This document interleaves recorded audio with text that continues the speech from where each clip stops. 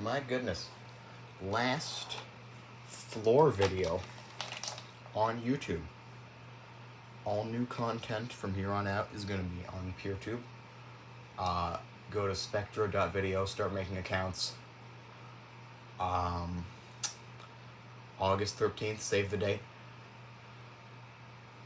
But I thought I'd cover a pretty neat thing that I've discovered before I leave for greener pastures. And, you know, PeerTube people will also be able to see this, but I digress. So this black box, which I now have to isolate from the cables that is connected to because I've forgotten to do that prematurely, this is a very important black box, and I'll tell you why. Let's say you have one of these things. Chances are you got it from, like, Goodwill or a thrift store or whatever. But, uh-oh. How do you plug this into a TV? Well, in a perfect world, all of these that you got from thrift stores would have their black boxes included. And you could go, oh, this is the video end. I plug this into the video end. This is the audio end. I plug this into the audio end. Whack in some RCA cables. Bada bing, bada boom. You can hook this up to a television and play your crusty bootleg video games. However, that is usually not the case. Most of these that I've found do not come with their little adapters. So, today I'm going to tell you how to fashion your own adapters. You'll need 2 of these. I only have one on hand. But that's okay because both halves of the adapter, the audio half and the video half, can operate entirely separately of their own course. So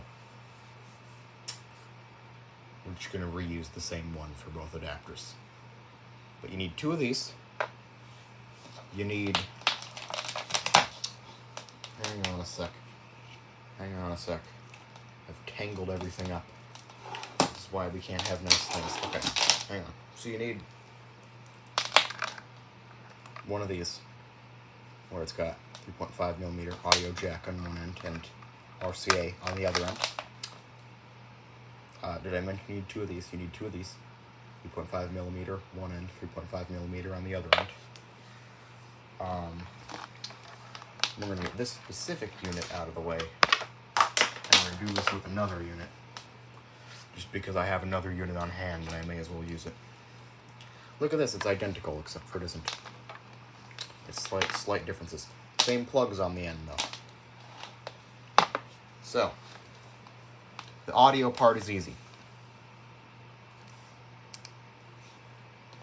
And then you plug your this cable in. That's the audio. That's it. Done. The video part, well, also very, very trivial, is not quite as trivial. You need a very specific adapter that just happens to have the same pinout. This one's from an LG brand TV. I found there are ones from Sony brand TVs that also work. Doesn't matter if it has audio or not. It can just be the video plug. The audio isn't going to work regardless. We're going to still have to make the separate audio adapter. And just to clarify, this does not mean this is the brand of TV that the finished product is going to, when we plug this all into itself. The finished product, the brand of TV that the finished product is used with is not going to matter. It's just the brand of TV that this adapter was made for. I've found LG works. I've found Sony works. If you find any other brands that work, pop them in the comments. Feel free to do so. But if you're ordering one of these online, you don't already have one, I suggest getting one that's made for an LG television or a Sony television. As for how you do that, how you do the video part, again, very easy. This goes in one end, this goes in the other end, and then you can plug your little video doodad in here, like so. Connect it to your TV. You are done.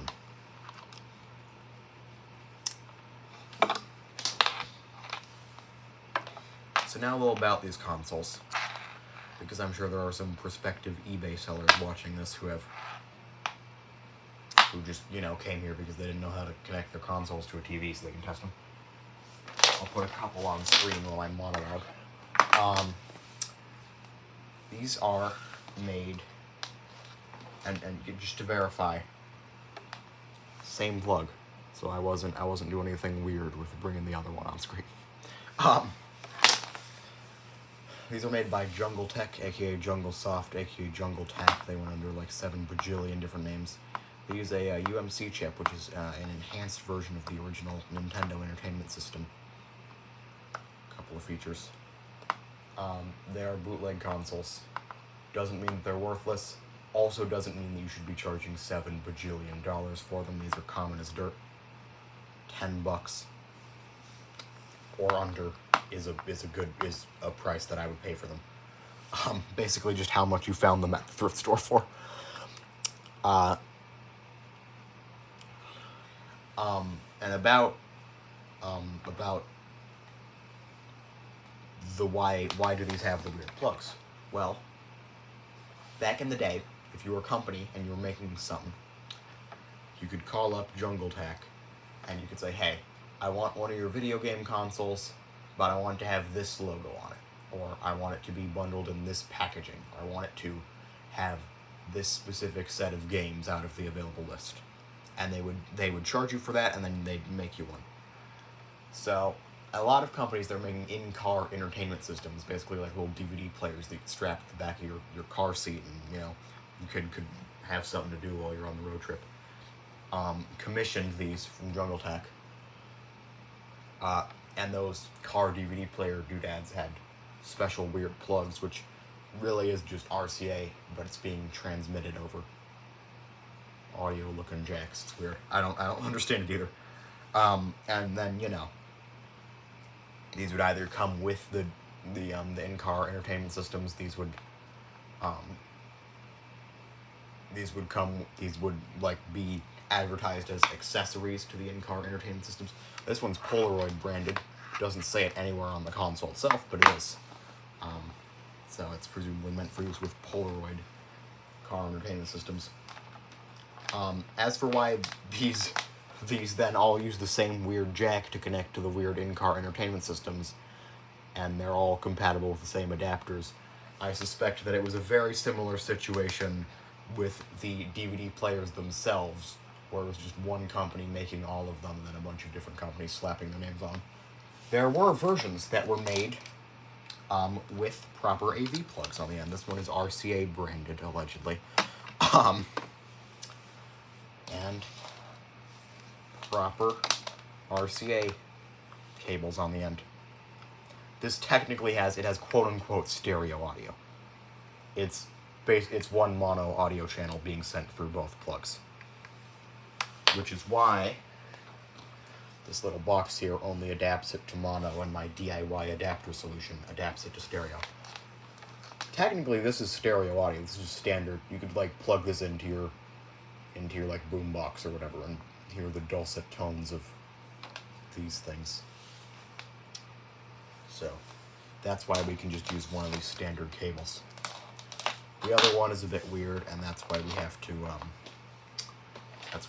do this, the video one. I mean, by the other one, I mean the video one. These came in a number of different form factors as well. There was one with a little wheel in the middle that you'd turn. There were a couple different ones, and so anytime you see anything with this set of two, and it's like a plug-and-play console, and it has this set of like 2 plugs, this DIY adapter design will probably work for it.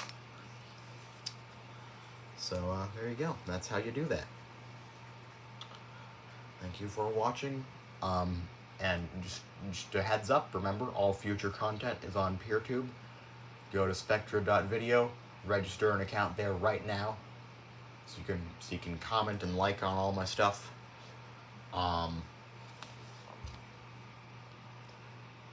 will continue making content off after August 13th, but you won't be able to see any of it if you're still on YouTube.